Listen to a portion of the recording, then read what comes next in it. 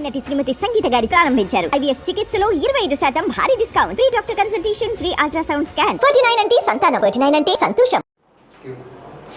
Welcome to PTT. విజయవాడని వరదలు ముంచెత్తాయి. 4 రోజుల నుంచి ప్రజలు ఇక్కట్లు పడుతున్నారు. ప్రభుత్వం అన్ని సహాయక చర్యలు చేపట్టామని చెప్తున్నప్పటికీ కూడా ఈ రోజుకి కూడా ప్రజలు ఇబ్బందులు పడుతున్నారనేది ఇంకా వినిపిస్తున్నటువంటి వార్తలు.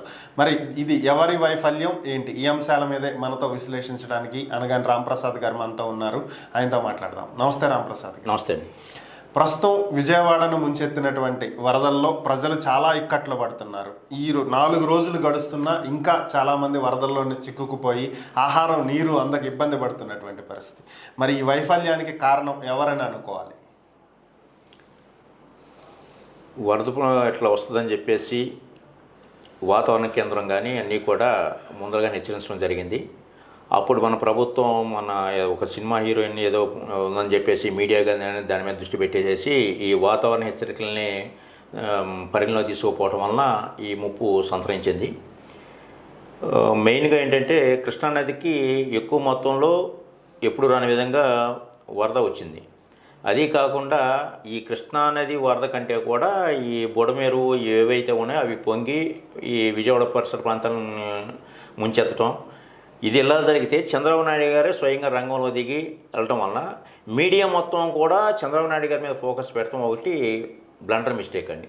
ఎందుకంటే అసలు ప్రజలు ఎక్కడెక్కడ ఇబ్బంది పడుతున్నారు ఏంటి, ఇదిగో పలానా ఏరియాలో ఈ ప్రాబ్లం ఉంది, పలానా ఏరియా ఈ ప్రాబ్లం ఉందని చెప్పేసి మీడియా ఆ అధికారుల దృష్టికి తీసుకెళ్తే ఈజీగా సేవలు అంతరానికి ఉంటుంది. ఈయన ఎంతసేపు ఇన్ని సంవత్సరాల వయసులో ఇలా కష్టపడుతున్నా అలా కష్టపడుతుందని చెప్పేసి మీడియా మొత్తం గగ్గోలు పెడతాం కూడా ఒక దౌర్భాగ్య స్థితికి కారణమైందండి. ఓకే, మరి 75 ఏళ్ల వయసులో చంద్రబాబు నాయుడు జేసీబీలెక్కి పడవలెక్కి తిరుగుతున్నారు. మరి డిప్యూటీ సీఎం తర్వాత నెక్స్ట్ పొజిషన్లో ఉన్న పవన్ కళ్యాణ్ ఇంతవరకు బయటకు రాలేదు. మరి దీన్ని ఎలా చూడాలి?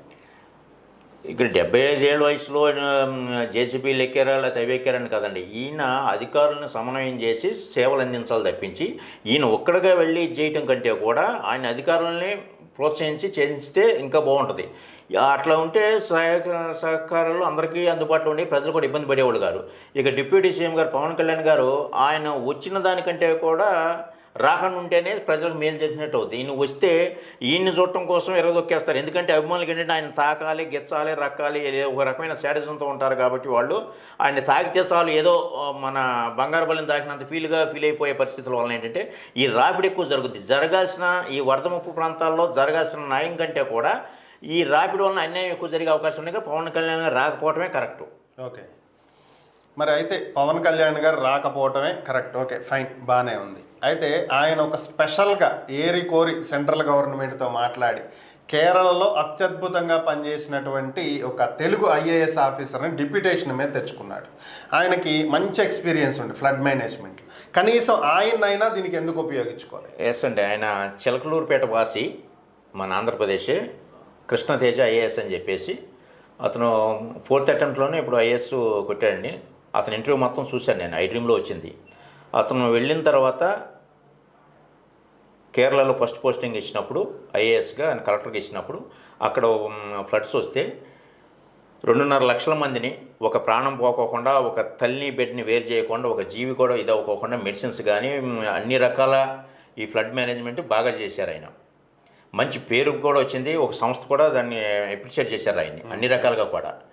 అంతటి ఎక్స్పీరియన్స్ ఉన్నటువంటి ఆ ఫ్లడ్ మేనేజ్మెంటు అంత ఈజీగా ఏ ఒక్క ప్రాణ నష్టం జరగకుండా చేసినటువంటి ఆ వ్యక్తిని ఈ పవన్ కళ్యాణ్ గారు పర్సనల్ సీఈఓగానే ఏదో తెచ్చుకున్నారు. ఆయన పర్సనల్ సెక్రటరీ ఓఎస్డీగా తెచ్చుకున్నారు. మరి అంత ఫ్లడ్ మేనేజ్మెంట్ చేసినటువంటి ఈ పవన్ కళ్యాణ్ గారు కనీసం రావటానికి ఎట్లాగో కుదరలేదు. రావాలన్నా కానీ రాకపోవటమే మంచిదని చెప్పేసి అది అభిమానులకి తెలుసు, ఆయనకి తెలుసు, ప్రజలకు కూడా తెలుసు. మరి ఇంత ఎక్స్పీరియన్స్ ఉన్న ఈ కృష్ణతేజ గారిని ఎందుకు ఉపయోగించుకోలేదు, ఆయన సేవలు ఎందుకు ఉపయోగించుకోలేదు?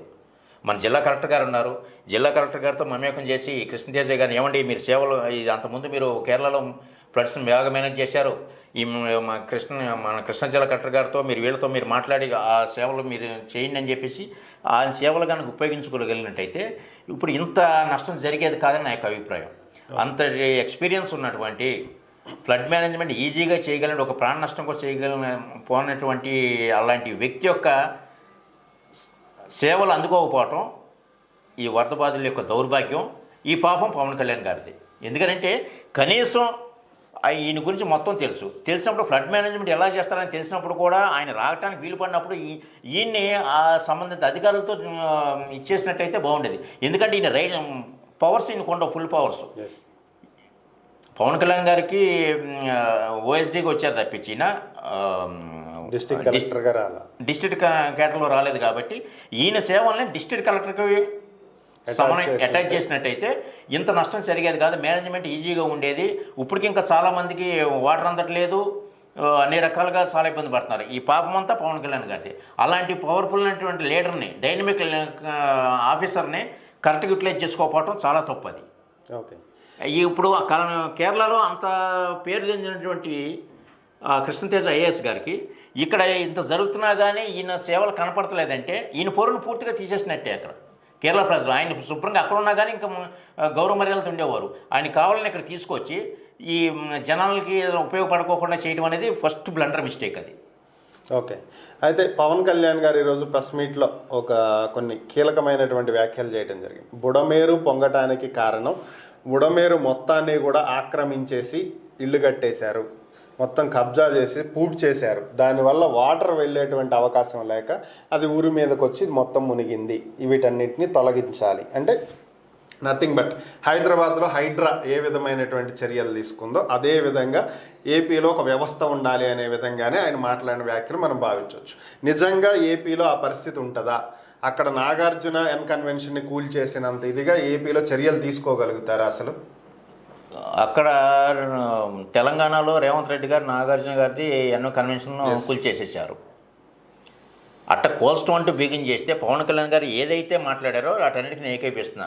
ఇప్పుడు ఉన్నటువంటి బుడమేరు కాలంలో అనేది ఈ ఆక్రమణకు గురవటం, వాటిని ఏదైతే హైడ్రాలాగా చేయాలని చెప్పేసి ఆయన తీసుకున్నటువంటి ఆయన మాట్లాడిన మాటలు ఏదైతే ఉన్నాయో అవి కార్యాచరణ కనుక జరిగితే బ్రహ్మాండంగా ఉంటుంది. కార్యాచరణ జరగదు. ఫస్ట్గా కోల్చాల్సిన పరిస్థితి వస్తే మన కృష్ణానది కట్ట మీద ఉన్నటువంటి చంద్రబాబు నాయుడు గారి ఇల్లు, గంగరాజు గారి గెస్ట్ హౌసు, ఇంకా మన మంత్రి సత్యనారాయణ గెస్ట్ హౌస్, ఇంకా మిగిలినవన్నీ కూడా ఫస్ట్ వాళ్ళే కూల్చిన తర్వాత మాత్రం ఇవి కోల్చడానికి అవకాశం ఉంటుంది. ఎందుకంటే నదీ పరివాహక ప్రాంతంలో ఆ బఫర్ ఏరియాలో ఏది కూడా కన్స్ట్రక్షన్ అనేది జరగకూడదు. ఆ ఏరియా ఫ్రీగా ఉండిపోవాలి. మరి అలాంటి ఏరియాలో చంద్రబాబు నాయుడు గారి ఇల్లు ఉంది. ఫస్ట్ ఇది కూల్చిన తర్వాతే ఈ బుడమేరు ఏరియాని కూల్చడం అనేది జరిగితే అప్పుడు నిజంగా న్యాయం జరుగుతుంది. మరి నాగార్జున గారితో కూల్చేశారు, ఆయన ఏంటో నేను స్టే ఉంది అంటున్నారు. స్టే ఎక్కడుంది? ఎప్పుడు 2014 ఇచ్చిన స్టే ఇప్పుడు దాకా కొనసాగుద్దా? స్టే అనేది 6 నెలలు దాటితే వెకేట్ చేసి ట్రయల్ కండక్ట్ చేయొచ్చు. ఇప్పుడు వరకు బెంచ్ మీదకి ఎందుకు రాలేదు కేసు? ఎవరిని మేనేజ్ చేశారు నాగార్జున గారు? ఇవేమీ చెప్పకుండా స్టే ఉంది, అది ఉంది, అది ఉందని చెప్పడం చాలా మూర్ఖత్వం అనమాట. స్టే అనేది లేదు. ఇప్పుడు కూడా కాలువలు కానీ, చెరువులు కానీ, నదులు కానీ వీటికి పర్మిషన్లు అక్రమ కట్టడాలు ఏమైనా కడితే వితౌట్ నోటీస్ డైరెక్ట్గా కూల్చేయచ్చు అని చెప్పి సుప్రీంకోర్టు ఆర్డర్ ఉంది. మరి ఈ ఆర్డర్ని బేస్ చేసుకొని ఇమీడియట్గా పవన్ కళ్యాణ్ గారు చంద్రబాబు నాయుడు గారు సహకరించి ఏరియా మొత్తం ఇది చేయగలుగుతారా? కృష్ణానది పరివార ప్రాంతం మరి ఈ బుడమేరు ప్రాంతాన్ని మొత్తం క్లియర్ చేయగలిగితే బ్రహ్మాండంగా ఉంటుంది. దాంతోపాటు ముఖ్యంగా నేను చెప్పేది ఏంటంటే ఈ వరద ఏదైతే ఈ మురికాలం నుంచి ఎందుకు పారట్లేదంటే ప్రజలు కూడా కొంచెం చైతన్యవంతం అవ్వాలి. మనం తాగేసిన వాటర్ బాటిల్స్ కానీ ఇవి ప్లాస్టిక్ ఏవైతే ఉన్నాయో అవి ఎక్కడ పడితే అక్కడ పడేయడం వల్ల డ్రైనేజీలు కట్టుబడిపోయి అవి డ్రైనేజీ సాఫీగా సాగట్లేదు. దీనికి తోడు ఈ మున్సిపల్ కమిషనర్ కానీ లేదా పంచాయతీ వాళ్ళు కానీ ఏదన్నా మన ఎప్పుడు ఇల్లు కట్టుకోవడానికి కానీ అపార్ట్మెంట్ కానీ నేను పర్మిషన్ ఇచ్చే ముందల ఇంకుడు గుంతలకి కూడా అవకాశం ఇవ్వాలి. అది ఇంకుడు గుంట ఉంటేనే మేము ఇస్తాం పర్మిషన్. అట్లాగే ప్రతి ఇంటి ముందర ఒక చెట్టు పొల్యూషన్ పరంగా కానీ ఏదైనా కానీ కాపాడుకోవడానికి ఈ రకమైన పరిశ్రమ ఆదేశాలు జారీ చేసే విధంగా ఉంటేనే కానీ ఇలా రేపు ముందు తరాలకే ఇలాంటి విపత్తులు జరగకుండా ఉంటాయని నా యొక్క అభిప్రాయం. ఓకే, థ్యాంక్ యూ రాంప్రసాద్ గారు. ఈ అంశాల మీద మీ విశ్లేషణ అందించినందుకు ధన్యవాదాలు.